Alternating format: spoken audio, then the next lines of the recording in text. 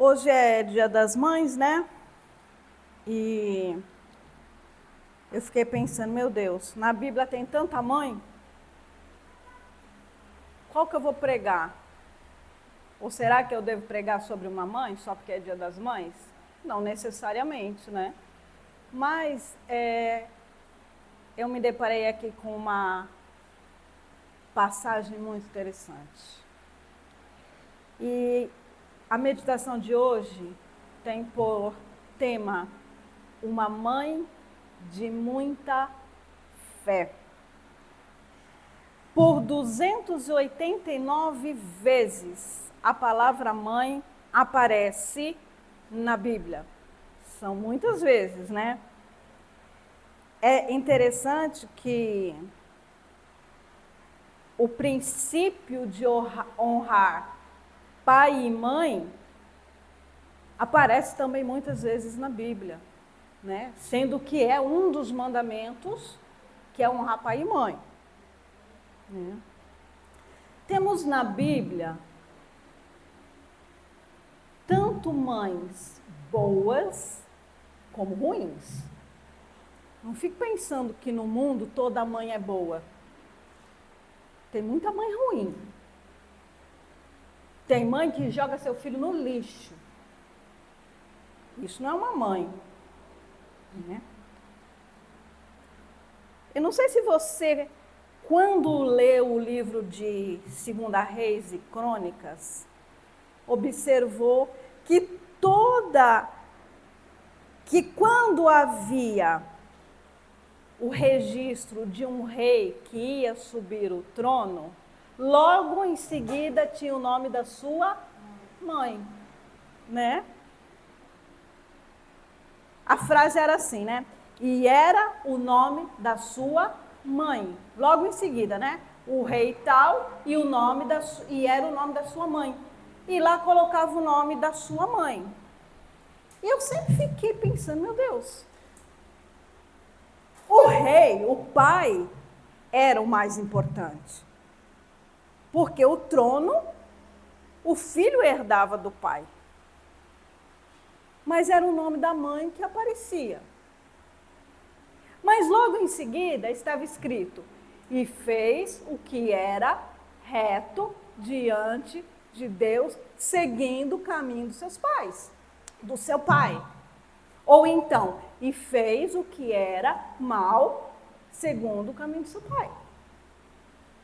Né? O que acontece é o seguinte: tanto pai quanto mãe são responsáveis pela educação de seus filhos. Mas os reis estavam muito envolvidos com os assuntos do reino. Os reis, eles tinham que ir para a guerra e muitas vezes eles não estavam presentes na educação de seus filhos. E quem se ocupava com a educação dos filhos eram as mães.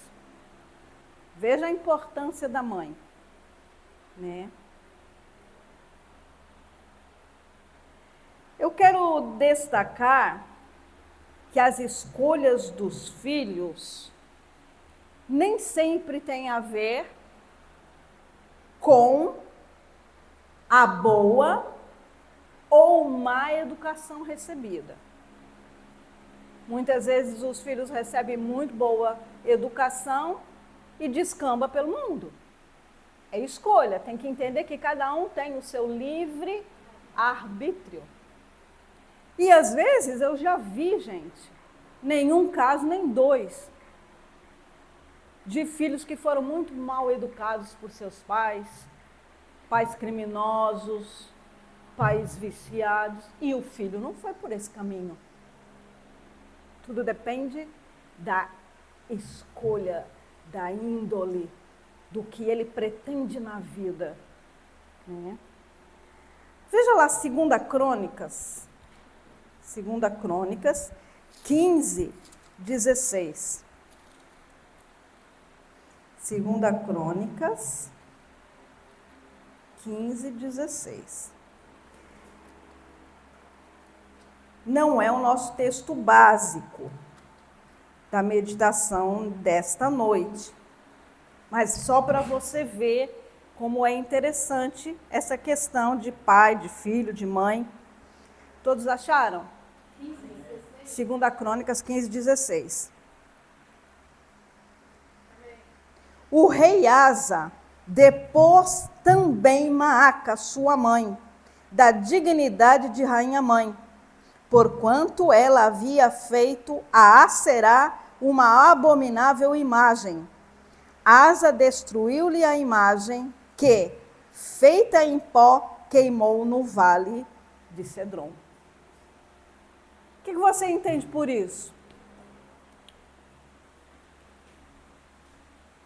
A mãe perdeu a dignidade de rainha porque o que ela fez? Ela idolatrou. E Asa seguia a Deus. Ele não admitiu isso no reino, mesmo que fosse a mãe dele.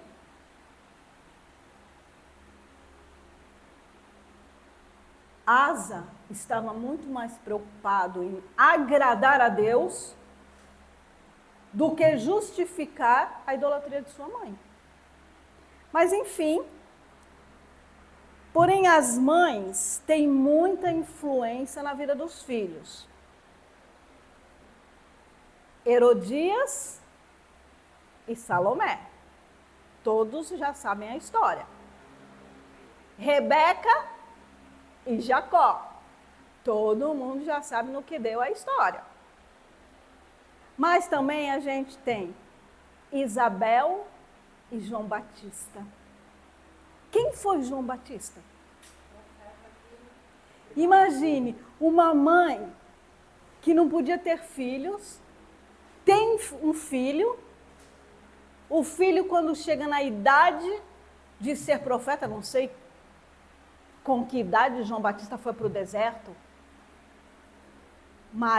Isabel simplesmente libera o seu filho para a obra do Senhor. Eu já ouvi mães dizer, eu não quero que meu filho vá para a obra missionária. Mãe, é melhor seu filho ir para a obra missionária do que ir para o mundo. A mãe tinha que ter maior orgulho do filho ser um ministro de Deus. Ai, meu filho vai sofrer no campo missionário. O campo missionário não é só sofrimento, não. Mas é melhor ele sofrer no campo missionário do que sofrer na mão do capeta no mundo. Olha a concepção de uma mãe. Não vê que o reino é glorioso. Nós temos também Eunice e Timóteo. O que Paulo diz, né, acerca de Eunice e da avó, que eram mulheres de fé, que influenciaram Timóteo. Então, a mãe, ela tem que dar exemplo. A mãe não precisa também forçar os filhos a determinadas situações.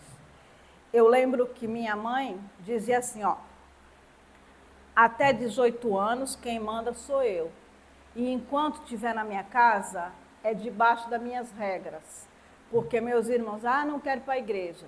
Vai para a igreja, sim. Então a minha mãe disse, até 18 anos você vai para a igreja, se estiver na minha casa. Lógico que depois minha mãe não conseguiu controlar mais, 16 anos já ficou difícil. Mas enquanto a minha mãe pôde, a minha mãe levou meus irmãos para a igreja. Entendeu? Depois tudo se desviou. Mas meu irmão Alexandre está aqui hoje. Meu irmão Neno está lá na igreja. Meu irmão Demétrio, não sabemos muito bem, mas cremos que Deus deve ter feito uma obra na vida dele. Porque antes dele morrer, ele passou 1 ano morando de novo com a minha mãe e assistindo todo dia culto evangélico. Porque minha mãe ligava a televisão logo cedo nos cultos evangélicos. E meu irmão tinha que assistir. E ele assistia. Ele ficava vendo filme, os DVD que a minha mãe tinha.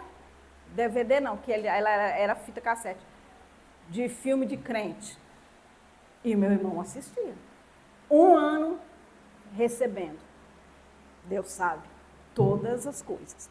Agora, o texto básico é Mateus 15. Um texto muito conhecido, mas que tem, gente, tanta verdade para as nossas vidas, não só para a sua vida de mãe, mas para a sua vida de fé. Eu quero que você entenda isso. É uma mãe, mas as lições tiradas aqui é para a sua vida de fé. Mateus 15, versículo 21 em diante.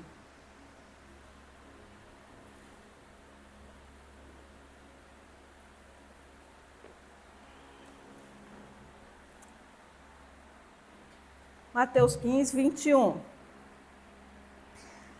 Partindo Jesus dali, retirou-se para os lados de Tiro e Sidom. E eis que uma mulher cananeia, que viera daquelas regiões, clamava: Senhor, filho de Davi, tem compaixão de mim. Minha filha está horrivelmente endemoniada. Ele, porém, não lhe respondeu palavra. E os seus discípulos, aproximando-se, rogaram-lhe: despede-a, pois vem clamando atrás de nós. Mas Jesus respondeu: não fui enviado senão as ovelhas perdidas da casa de Israel. Ela, porém, veio e o adorou, dizendo: Senhor, socorre-me. Então ele respondendo disse: não é bom tomar o pão dos filhos e lançá-lo aos cachorrinhos. Ela, contudo, replicou: sim, Senhor, porém os cachorrinhos comem das migalhas que caem da mesa dos seus donos. Então lhe disse Jesus: ó mulher, grande é a tua fé. Faça-se contigo como queres. E desde aquele momento, sua filha ficou sã. Vocês acham que o mais importante nessa passagem é a menina ter ficado livre do demônio? Eu acho que é a unidade da mãe. Aqui nessa passagem, a questão principal que levou a mulher a Jesus era o endemoniamento da menina. Mas a questão principal da lição de Jesus não era o endemoniamento. Porque Jesus, ele nunca curou sem um propósito. Só por curar. Ele tinha um propósito. Né? Jesus disse para apenas 2 pessoas no Novo Testamento: grande fé. Grande fé, grande, né? Grande, a palavra grande, no grego, ela significa mega. Ou seja, é algo muito grande. Tanto que a gente conhece essa palavra mega, né? Até muita gente usa, o cara é mega, mega, mega. Mega é algo muito grande. E Jesus disse só para 2 pessoas no Novo Testamento que tinham grande fé. Uma foi o centurião romano, né, que pediu que Jesus curasse o seu servo e disse: não, o senhor não precisa entrar na minha casa, basta uma palavra. Jesus disse: nunca vi fé como essa em Israel. E para essa mulher, grande fé. Só 2 pessoas que Jesus falou grande fé? E todos os 2 não eram filhos de Israel, eram gentios.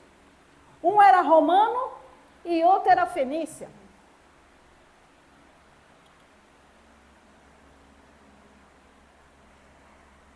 Em Marcos, não precisa vir, Marcos 7,24 é a mesma passagem. E diz assim: e levantando-se dali, foi para os territórios de Tiro e Sidom na Fenícia. Ou seja, Jesus estava na Galileia, retirando-se dali, foi para os territórios de Tiro e Sidom na Fenícia. E entrando numa casa, queria que ninguém o soubesse, mas não pôde esconder-se. Ou seja, Jesus ele saiu por um período da onde ele estava. E ele foi para Tiro e Sidom. Jesus levou seus discípulos com ele para ficar longe por um tempo. E ele entrou numa área dos gentios para fugir da pressão do povo que queria fazê-lo rei. Para fugir de Herodes Antipas, que queria prendê-lo. Para fugir dos líderes fariseus que queriam vê-lo morto. E para também ter um pouco de descanso. Ele foi para os territórios de Tiro e Sidom na Fenícia. Agora veja aqui, os fenícios sempre foram inimigos de Israel. Sempre causaram muitos problemas para o povo de Israel. Jezabel era uma rainha feiticeira e fenícia. Os fenícios, eles eram idólatras e eles tinham vários deuses, mas eles tinham dois principais, que era Baal e Astarote. Astarote era a mulher de Baal. Tá? Hoje, Tiro e Sidom é o Líbano. No Líbano, 54% da população são islâmicos. No Líbano, nós temos hoje os grupos terroristas combatendo contra Israel, sendo que um deles é Hezbollah. Vocês conseguem entender que o mesmo espírito maligno que oprimia Israel no tempo do Antigo Testamento continua hoje ocupando o território fenício? Tem lá a sua base, o seu quartel-general e continua atacando Israel? O povo de Deus não tem sossego, não. Essa mulher que vai em busca de socorro para sua filha, ela era dessa região. Talvez ela já tivesse consultado vários sacerdotes fenícios em busca de solução para sua filha, e sem resultado. Mas, num ato de extrema coragem e fé, ela vai em busca de ajuda. Por quê? Coragem e fé. Uma mulher fenícia ir atrás de um judeu para ajudá-la? Por aí você já começa a ver a situação. Nós vamos ver aqui alguns posicionamentos que mudou a história dessa mulher e dessa criança. Uma mãe desesperada, ela faz tudo ao seu alcance para ajudar seu filho. Gente, eu não sou mãe, Deus não me deu a graça da maternidade. Mas eu vejo que até no reino animal, as mães protegem os seus filhos ferozmente. É que nem a Érica falou, eu não daria meus filhos, minhas filhas por ninguém. Qual a mãe que daria seus filhos? Só as mães doidas que andam dando os filhos, né? Vendendo seus filhos, fazendo negócio com os filhos. Bom, mas isso não é mãe. Mas a mãe que é mãe... Gente, ninguém entende amor de mãe, ninguém entende maternidade, não. Só quem é mãe que entende. Mãe desesperada faz qualquer coisa por um filho. E essa mulher fez. Entendeu? A palavra de Deus diz que a menina não estava endemoniada. A palavra de Deus diz que ela estava terrivelmente endemoniada. Era uma situação muito pior do que um simples demônio.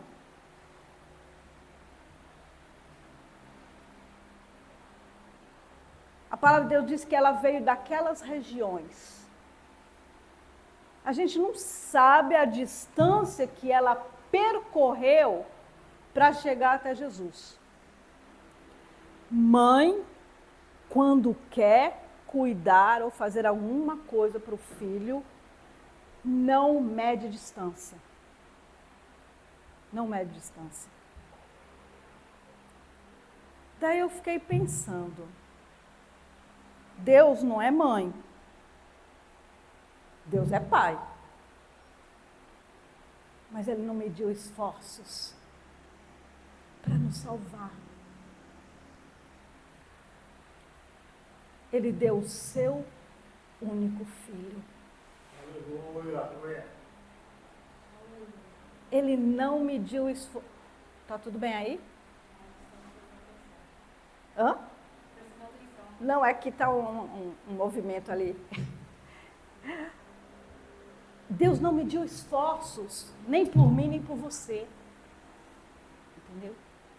E às vezes eu fico pensando, com vergonha de mim, analisando, que às vezes eu não consigo fazer o mínimo esforço para Deus. Às vezes a gente não consegue fazer um mínimo esforço para Deus.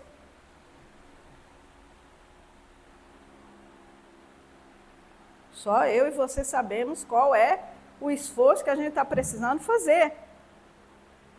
Outra coisa, ela deixou as barreiras culturais e religiosas. Ela era uma mulher fenícia de uma região altamente idólatra. Os fenícios odiavam os judeus. Agora, olha o que essa mulher faz. Ela diz assim, no versículo 22.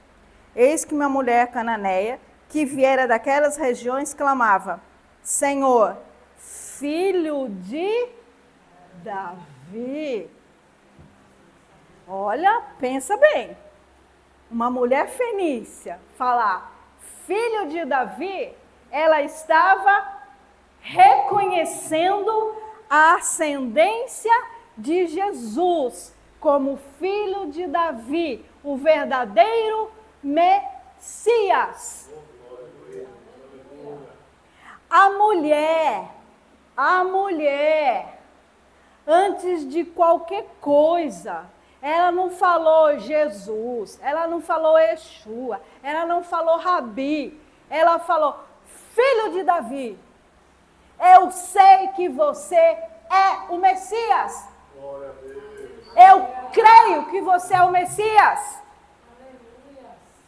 Só fala filho de Davi quem reconhece. Não era uma frase coloquial ou bonita. Era uma frase clara e objetiva de que Jesus era o Messias. A mulher ouviu de algum lugar que Jesus curava, que ele era o Messias, que ele era o filho de Davi. E o que ela disse? Para o descendente de Davi, para o herdeiro legítimo do trono, ela disse, tem compaixão de mim. Olha que interessante nessa frase. Ela disse, tem compaixão de mim. Ela não disse, tem compaixão da minha filha. Por que ela disse, tem compaixão de mim? Porque ela sabia que ela não poderia fazer nada pela filha dela. Há situações na minha vida e na sua vida que nós somos completamente inúteis. Que nós não temos condição de fazer coisa nenhuma por nós. Há situações na nossa vida que a gente não consegue nem orar, nem ler a Bíblia, nem sair do lugar. E a única coisa que nos resta é olhar para a nossa insignificância, para a nossa inutilidade e falar, filho de Davi, tem compaixão de mim. Só que às vezes, o nosso orgulho é tão grande que a gente deixa até passar. Deixa para lá. Daqui a pouco eu consigo. Daqui a pouco eu supero. Tem gente lutando com pecado, como o pastor pregou, né, a semana passada. Tem os ídolozinhos escondidos. Está deixando passar. Deixa para lá. Filho de Davi, tem compaixão de mim. Eu quero conhecer Jesus e ser achado nele.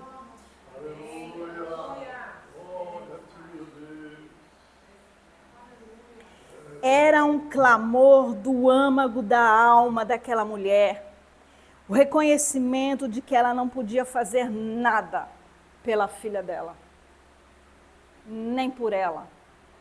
E Jesus só vai vendo, Jesus só vai ouvindo. No versículo 23, ele, porém, não respondeu nada.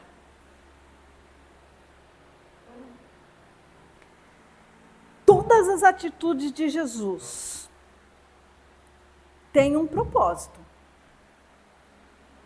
de fazer surgir em mim e em você um resultado, quer seja positivo ou quer seja negativo.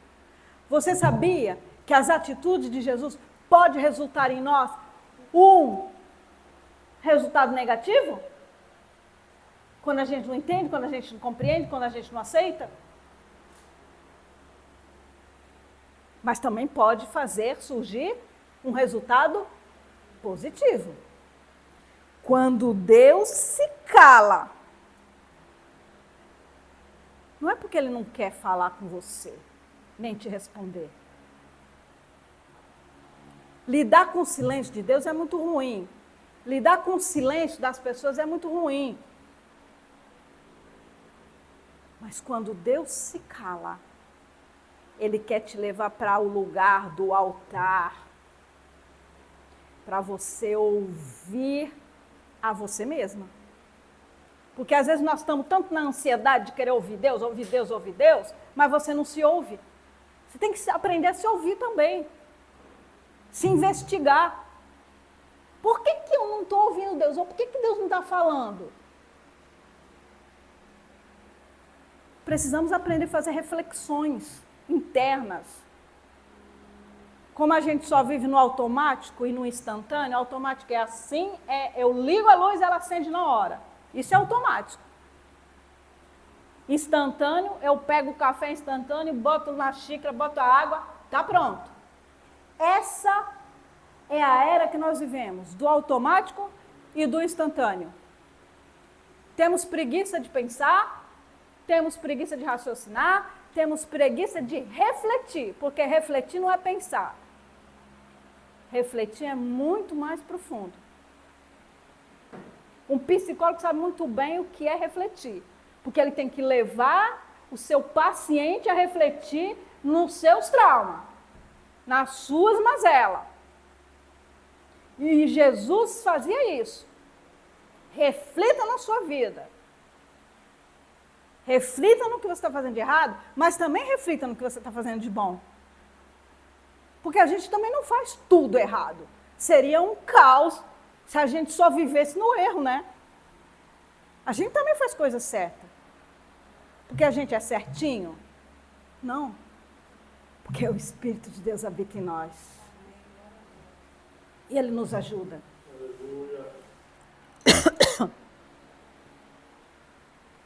Quando Jesus nos leva à reflexão, nós achamos muitas respostas. Só que a gente tem que deixar preguiça de lado e aprender a refletir. Agora, olha aqui. E os seus discípulos, aproximando-se, rogaram-lhe. Olha que discípulos, gente. Eles não pediram, eles rogaram. Rogaram é uma ênfase grande. Despede-a, pois vem clamando atrás de nós. Ah, Jesus, ó, essa mulher é fenícia. Essa mulher está perturbando. Ela fica clamando. Manda ela embora. Gente, vocês estão achando que nós somos diferentes dos discípulos? Será que a gente nunca deu uma ordenzinha para Deus, para Jesus? Ah, Jesus, faz assim. A gente não precisa dar ideia para Deus. A gente não precisa dar ideia para Jesus. Quem somos nós?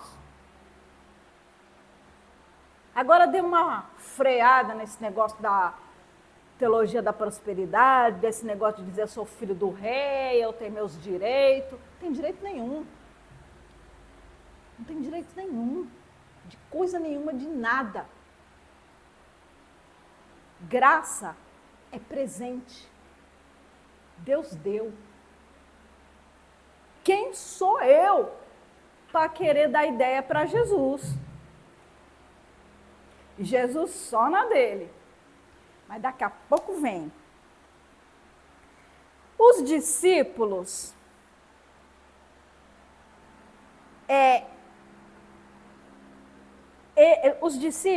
até estavam meio que certo dentro dos seus raciocínios lógicos. Qual era o raciocínio lógico? A mulher é fenícia. A mulher é inimiga. Tá? Eles até poderiam entender muito bem de teologia, mas eles estavam errados, porque tinha duas coisas que eles precisavam aprender ali. Bom, aí Jesus responde: não fui enviado senão as ovelhas perdidas da casa de Israel.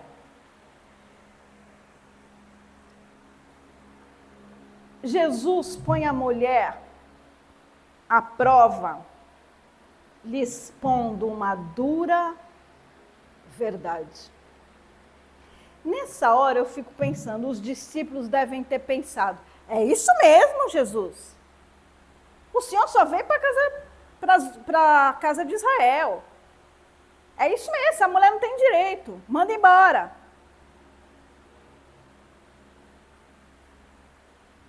Jesus lá. Só que,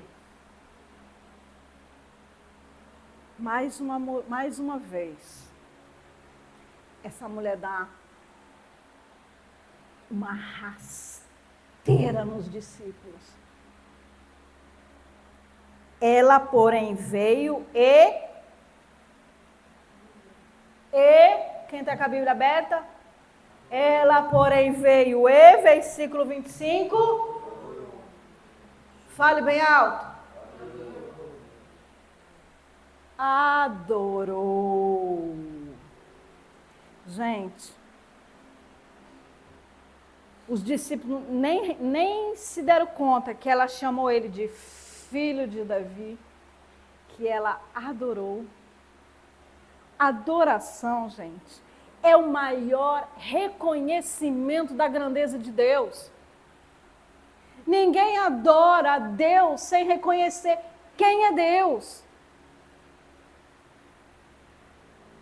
Em qualquer situação, Deus deve ser adorado.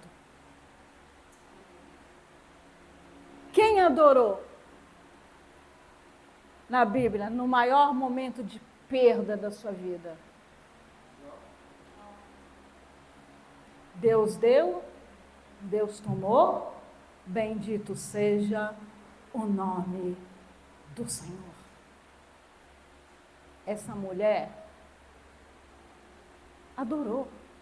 Vocês percebem que ela estava muito mais voltada para Jesus do que só para sua filha.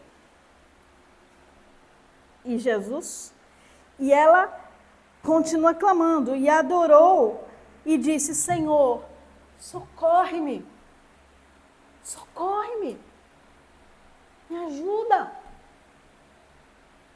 E Jesus continua provando a fé da mulher. Levou a mulher no limite. Então ele respondeu e disse: não é bom tomar o pão dos filhos e lançá-lo aos cachorrinhos. Eu fico pensando os discípulos, é isso mesmo, Jesus, dá-lhe mais, fale mais. Né? Eu fico pensando, às vezes, quando acontece alguma coisa com um irmão, a gente fica logo pensando, tá vendo, fez isso, mereceu, é isso mesmo, Deus pôs a mão. Que Deus pôs a mão? Você sabe lá se Deus pôs a mão? Toma cuidado quando a gente fala assim, Deus pôs a mão. Preste atenção, você não sabe?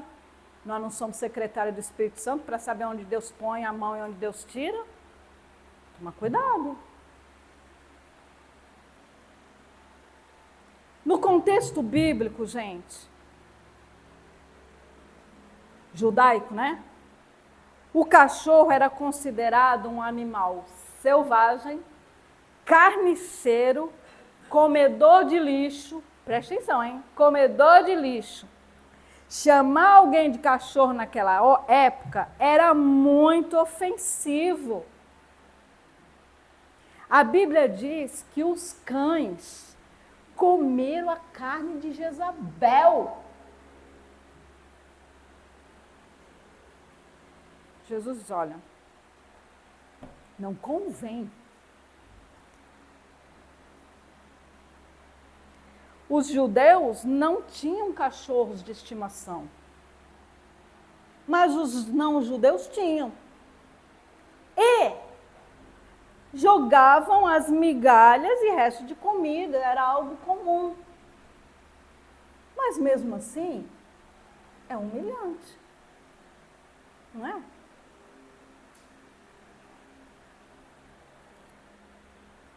A mulher, olha, a questão é mais profunda do que a gente pode imaginar. A questão aqui não era Jesus ofender a mulher. Jesus jamais iria ofender alguém. Nem apenas só levar a mulher ao limite da fé. Porque o Senhor conhecia o que estava dentro do coração daquela mulher. Só por duas atitudes dela, de chamar ele de filho de Davi e de o adorar, Jesus já sabia quem ela era. Mas ele precisava ensinar alguma coisa para os seus próprios discípulos.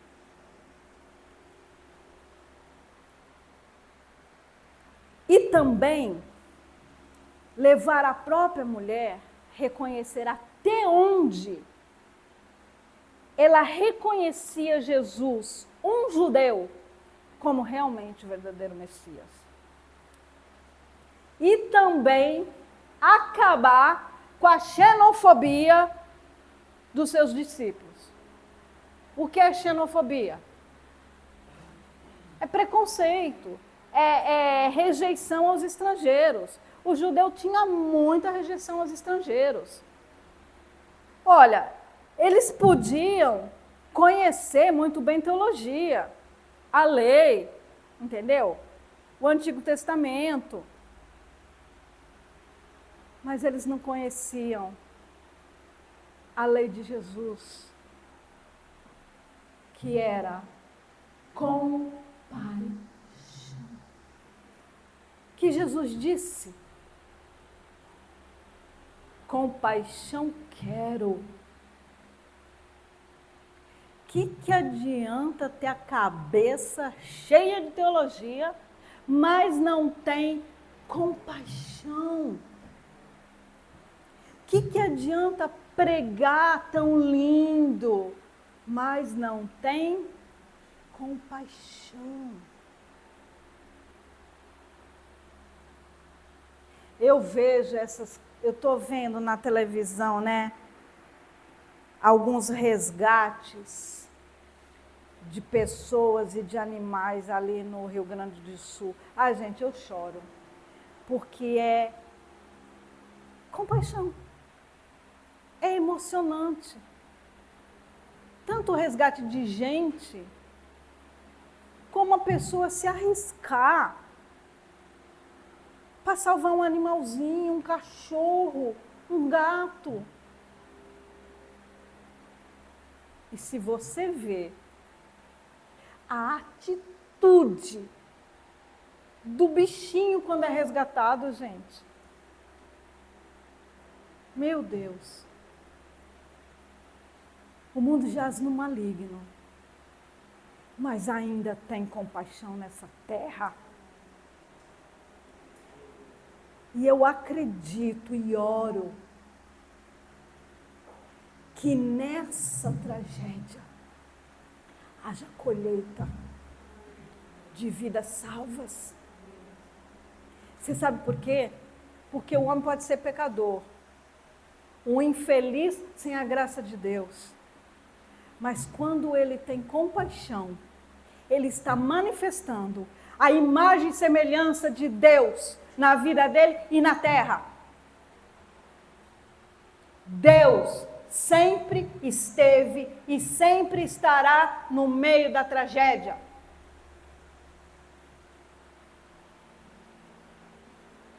Daí a mulher, ela contudo replicou: sim, Senhor. Olha que interessante essa mulher. Ela não disse: não, Deus, não, Jesus, não é assim. Sim, Senhor, o Senhor está certo. O Senhor tem razão. Mas, contudo, Senhor, os cachorrinhos comem das migalhas que caem da mesa dos seus donos. A mulher deu um checkmate naquela hora, hein? Ela disse: não, Senhor, o Senhor tem razão. Eu não sou da casa de Israel. Eu não sou digna da graça que os filhos de Israel têm. Eu posso ser comparada a um cachorrinho. Mas até das migalhas que caem do povo de Israel, eu posso receber e ser abençoada. Ai, pelo amor de Deus, hein? Esse texto aqui, hein? E às vezes nós, no nosso orgulho, na nossa arrogância, quer receber, receber, receber.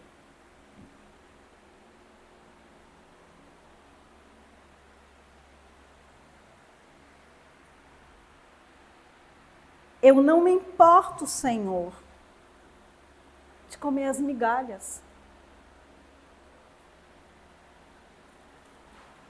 Porque até mesmo, Senhor, as migalhas que o Senhor me der, será um banquete.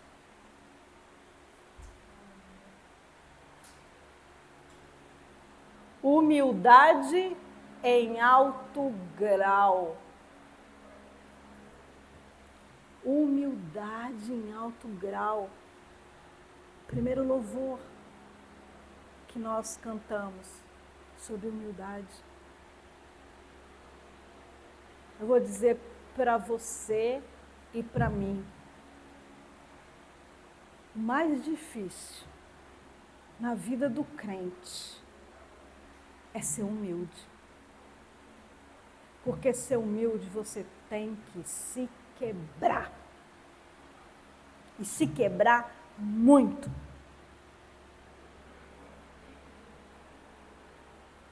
Jesus diz, então lhe disse Jesus, ó mulher, grande é a tua fé, faça-se contigo como queres.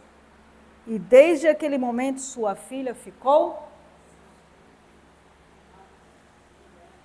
Que lição, hein? Um texto tão pequeno, mas com coisas tão profundas. Jesus não deu nem uma lapadinha nos seus discípulos diretamente, mas indiretamente apanharam feio.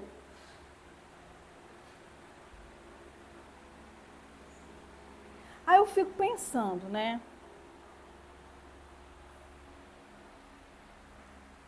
Quando nós temos um alvo a conquistar, até que ponto nós vamos lutar para conseguir o nosso alvo? A mãe do Santo Agostinho orou pela conversão dele 33 anos.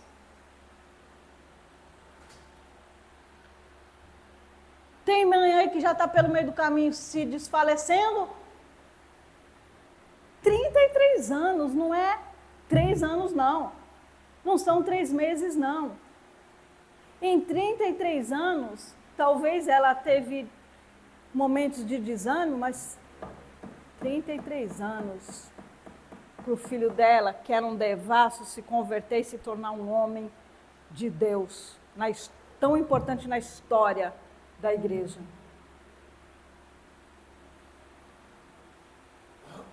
Tem gente que começa campanha e para. Eu não gosto muito desse negócio de campanha na igreja, né? Eu vou fazer campanha de 7 dias, de não sei o quê, não sei o quê, não sei o quê. Está errado? Não, não está não. É uma maneira de forçar as pessoas a virem, terem um compromisso, alcançar os seus objetivos, né? Mas tem uma campanha que eu nunca vejo. Vamos fazer uma campanha de 7 dias de evangelismo. Você vai falar assim, vem um pregador aí, nós vamos ter 7 dias de campanha de cura, um bocado de gente vai ser curado. Nós vamos ter aí a campanha da prosperidade. Bom, vamos ter uma campanha de oração. 7 dias só orando, só adorando. 7 dias só louvando.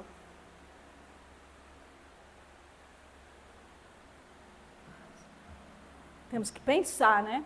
Quais as campanhas que o Espírito de Deus quer que nos envolvamos. Sim, você deve lutar pelos seus alvos. Você que é mãe, você que é pai, lute sim pelo seu filho. Seu filho não é convertido? Seu filho está no mundo? Paga preço. Você tem 2 joelhos, uma boca e a palavra. Luta. Mas luta e não fique esperando que você começa hoje a orar e amanhã já acontece. Pode até acontecer. Mas é no tempo e no modo de Deus. Tem um objetivo na sua vida que não seja seu filho? Luta. Luta. Rompe as barreiras. Rompe as barreiras. Grande é a tua fé. Nós precisamos muito que a nossa fé seja fé. Não seja aquela fé que não duvida, que duvida, vacilante, isso mesmo. Amém, meus irmãos? Amém, minhas irmãs? Amém, mamães? Põe um negócio aqui. Só o primeiro, tá, Vitória? Só esse. Aí você vai clicando, eu vou falando um, e aí depois você vai um por um que eu vou falando, tá? Princípios que aprendemos com a mulher Ciro-Fenícia. Primeiro, uma mãe desesperada faz tudo por seu filho. Segundo, não importa a distância a percorrer ou o sacrifício a fazer. Pense. 3. Reconheceu que o filho de Davi era o Messias. 4. Reconhecimento de que ela não poderia fazer nada pela sua filha, a não ser clamar. Ela se achega a Jesus e o adora. Adoração é o maior reconhecimento da grandeza de Deus. Guarda essa frase, cola na geladeira, na onde você passar. Adore, adore, adore. Persevera no clamor, socorre-me. Não desfaleça no clamor. Tá tudo bem aí? 7. Humildade em alto grau. No reino de Deus, quanto mais baixo eu estou, mais eu alcanço os lugares altos. Sem fé é impossível agradar a Deus. Sem fé não chegamos a lugar algum. Depois eu mando para vocês, gente. Tá? Gente, hoje é Dia das Mães, né? Eu fiz uma pequeníssima homenagem às mães, porque nós não tem criança, bem pequeno. Pode passar o próximo. Mãe, sinônimo de doação, de carinho, de afeto, de verdade, sem tempo nem momento. Inexplicável é o amor de uma mãe. Feliz Dia das Mães. Vai. Mães, que a bênção do Pai Eterno esteja sempre sobre suas vidas. E que haja sempre muita sabedoria, muita paciência e muito amor.